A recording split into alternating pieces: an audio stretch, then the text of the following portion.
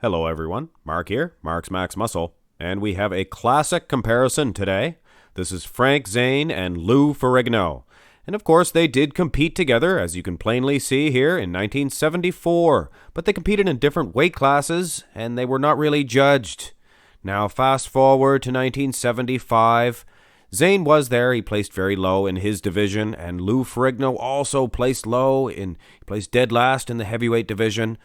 And the funny thing is here, Lou Ferrigno and Arnold Schwarzenegger retired from bodybuilding. So with them out of the way, Franco Columbu actually defeated Frank Zane the following year in 76, and that was a humiliating defeat for Frank Zane. So to make a long story short, here it was 1977, with the absence of Franco Columbu and Lou Ferrigno. Frank Zane captured and hung on to the Olympia crown for 3 years. Now, my question is for you. If Lou Ferrigno had stuck around, say not even for 76, but had returned in 77, would Frank Zane even be known today as much as he is? Would he have even captured one single title? Well, I'm going to do my best and do a comparison between these two. This is a 79 for Frank Zane and a 75 for Lou. And you may see some 80s Frank Zane, but he was pretty consistent. But you will not see any modern or 90s Lou Ferrigno. This is going to be 70s Lou only. But anyway, judging by the front relaxed, it's not very fair. It's a blurry picture for Lou Ferrigno. And Frank Zane looks tremendous here. He knew that picture was going to be taken. He was flexed, tensed up. But anyway, symmetry round duly noted.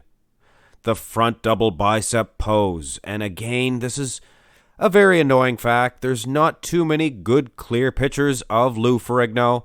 I mean, his conditioning, it had to be pretty darn good. I mean, probably not as good as Zane's. I mean, look at the muscle separation in Zane. Just tremendous. But does that size not count for anything? It is bodybuilding. Legs, waistline very small as well. And lats, all for Lou Ferrigno. And those arms, just eating Frank Zane up. Chewing him up, spitting him out. But in my opinion, it would be close. I'd give an edge to Lou Ferrigno. Now, this is a different type of a pose here. A single arm bicep. And it's not a mandatory shot, not a mandatory pose. It's just a way of showing a different pose between these two because I don't have every single mandatory shot. I believe the rear lat spread is definitely missing. But either way, this is conditioning. This is aesthetics versus sheer mass, sheer size. Lou Ferrigno, almost a foot taller than Frank Zane. I mean, my soul. So this is the front lat spread, and it is an actual competitive pose, guys. I prefer Zane in this. I think he probably would edge a slight victory, but that's a very close call. It was also a close call on the front double bicep, guys. And if you are new to my channel, I don't just give a point here willy-nilly. I judge every single thing, write it down, and make a final decision at the end. Lou Ferrigno does look tremendous here, and Frank Zane looked tremendous in the front double bicep. So it's pretty even heading into the side poses. And this one, it's a bad year for Zane, but this is the only 2-spec side chest I could find. But the one saving grace is here, guys, that side chest of Lou Ferrigno, one of, if not the best in bodybuilding history. Isn't that tremendous? That side chest of Lou. And you could imagine, guys, if he had competed through the 70s up until the 80s, he would have made this even better and better. Just incredible. So if Lou gets an easy point in this pose, I think the side tricepses, baby please, would definitely be going to Frank Zane. After all, he was featured quite prominently in my side tricep pose video. One of the best of all time to hit it. Don't get me wrong, Lou looks awesome here. It's a photo shoot of him anyway. It's the only tricep pose I could find of him. He does look tremendous. Small waistline, winning in the legs. But single out the tricep, Zane's, it might be even bigger than Lou's. And that is crazy when you think of how much smaller Zane is than Lou. But like I said, Lou is he's a young boy here. He's probably only 20 years old, for goodness sakes. So guys, this is a very tight decision. Like I said, I will give my final decision at the very end, but it is pretty even in the front shots, pretty even in the side poses. It would come down to who has the better back, and I have to say Frank Zane has a way better picture. It's a terrible picture for Lou Ferrigno.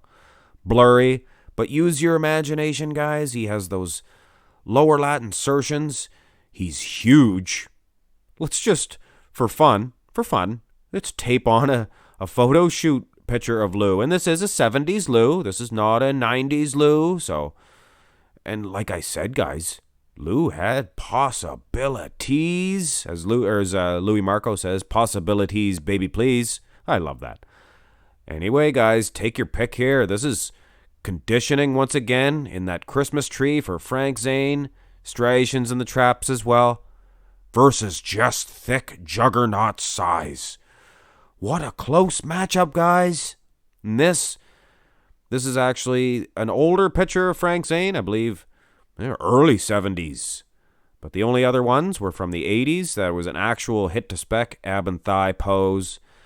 The other ones were all vacuums, which is not really a mandatory pose. It was the ab and thigh they were judging. And I have to say, guys, Lou Ferrigno does not lose this pose too many times.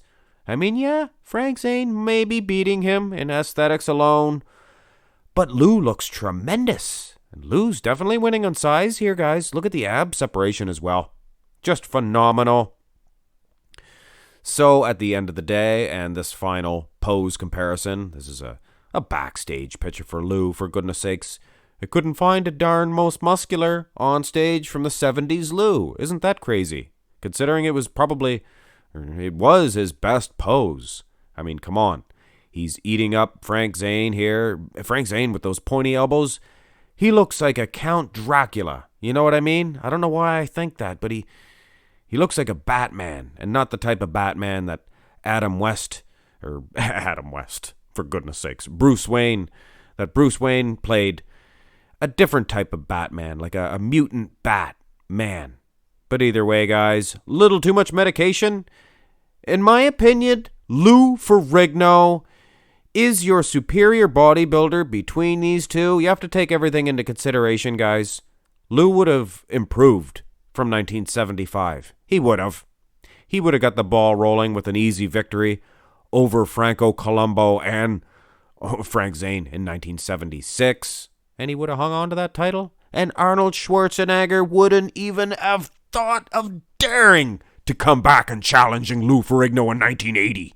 He would have been hell on wheels. I'm here to tell you, the bodybuilding world would never have seen a bodybuilder like the 80s Lou. I'm telling you right now. Anyway, guys, hope you enjoyed this classic comparison.